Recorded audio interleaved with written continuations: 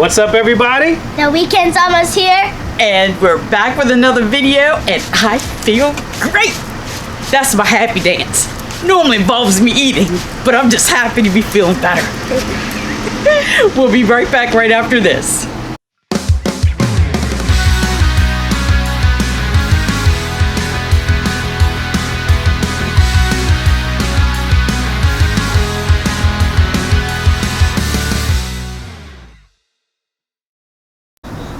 Hello, everybody. We're back, and we are here to talk about things that go wrong when you have an RV. Okay? Not every RV is perfect when you purchase it.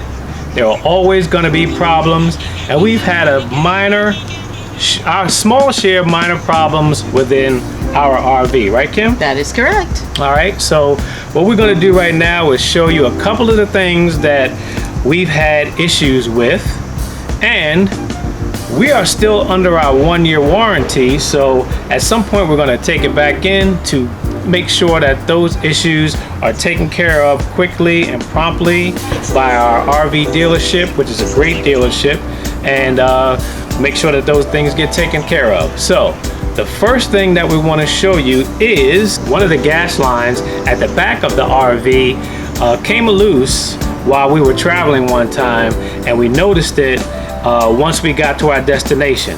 So at that time we noticed that the gas line came loose right here at the metal part, and also it came apart here from the two screws, these two screws right here.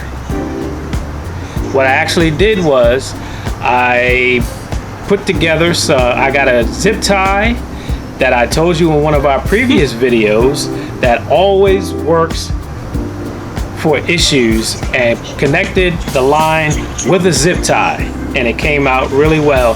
So that's a temporary fix until we get it to the dealership and they can correct this problem for us. Okay, the second issue that we had was with our shower, but we didn't realize that until we found out we were having trouble with the cable.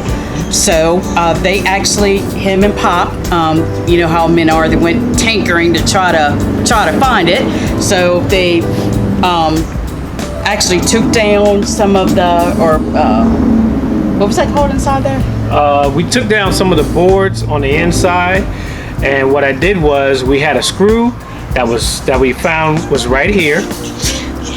We also found, we unscrewed the screw at the bottom right here. We opened up that area and we noticed that there was a leak coming from our bathroom shower, and we were able to quickly get a wrench, close it up a little tighter.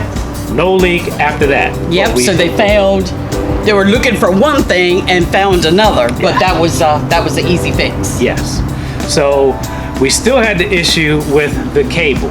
The cable would not come in clear enough for our liking. It looked really, really snowy, so I had to go fishing once again to find out what that issue was. Tinkering. Yep. And we found what that issue was. So what we're going to do is we're going to go inside now and show you what that problem was. Here we go.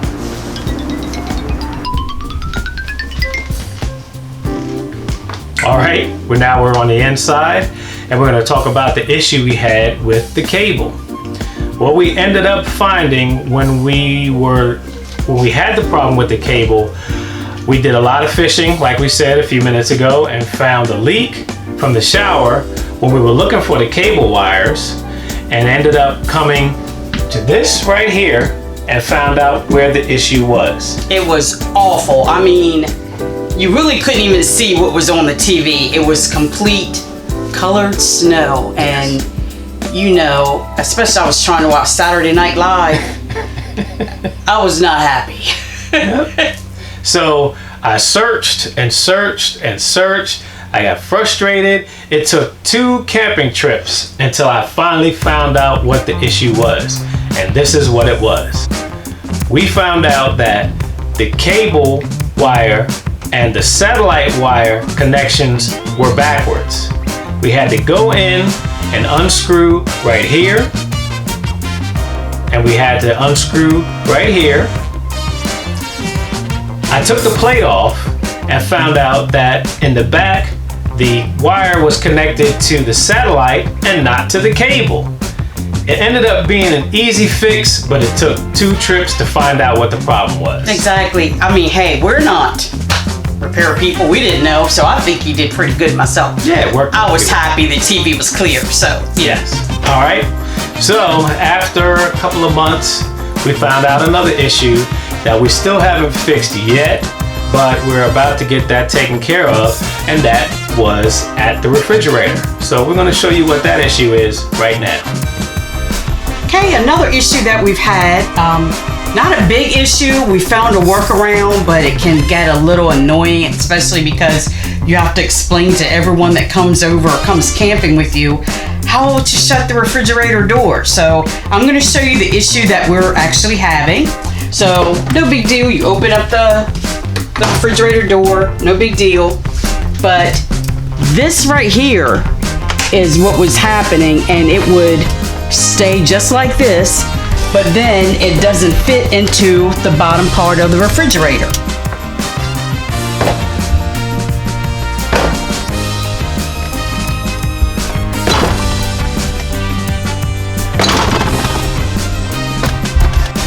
So what you actually have to end up doing is moving it out yourself and then pushing the door shut.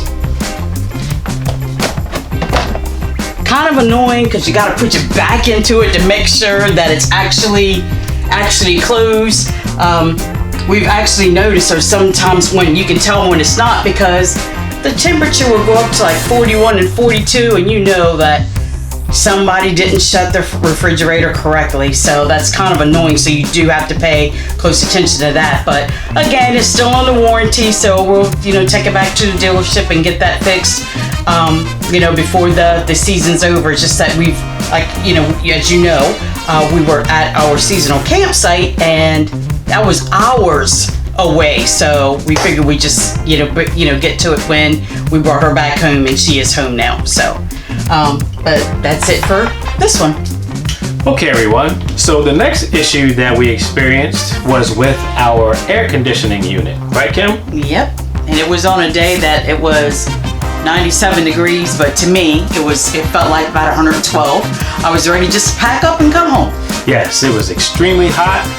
The campsite that we had down in Cape Charles has no trees, so the heat was there, the sun was beaming. And what we noticed was the air conditioning unit here in the main living area kept tripping the circuit breaker. It happened twice, and I got really nervous because I thought something was wrong with the AC unit. I went inside, looked to see what was going on, couldn't find anything there. Everything looked well, but what Kim found out was that if you turn on the back AC unit, it actually helps the one in the front living room.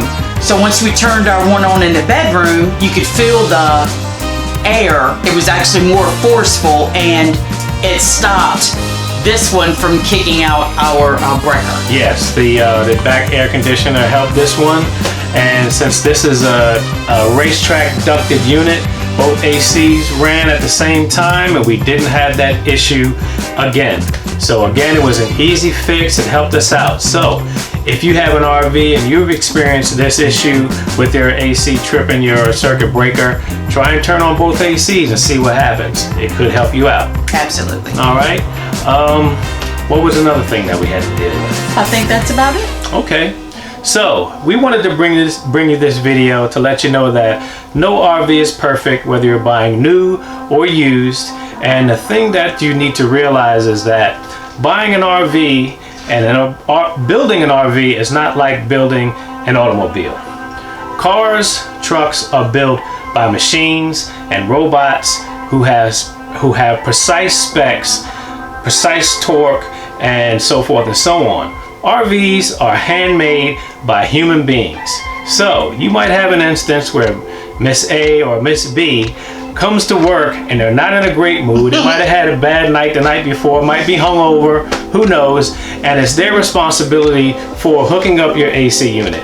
well, they had a bad night. They don't feel like they're in a good mood. It's a Monday morning, and they might not put a screw in properly or put a fitting in properly. Same thing goes for any other place inside your RV. Again, it's man-made, so there could be issues that you'll find when you purchase your RV. But again, some of them are very easy to fix, and some of them you might have to take back to the dealership. Yeah, just make sure if you're going to work on something that you're not voiding your warranty.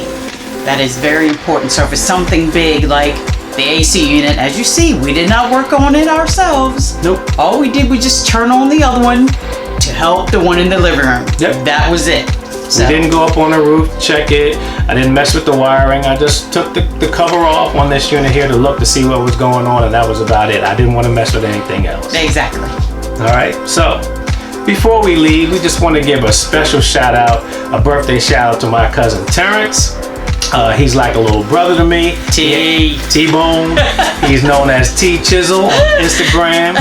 And we just wanted to say happy birthday, T, and hope you enjoyed your week for your birthday. All right, so on that note, as we always say, we want to say thank you for subscribing. Yes. We hope that you like and subscribe to this video as well. We're halfway to our first goal of 1,000 subscribers, and we want to continue that momentum and keep it going. And on that note, as we always say, here's hoping that you have A wonderful weekend. See you next week. Bye. Bye-bye.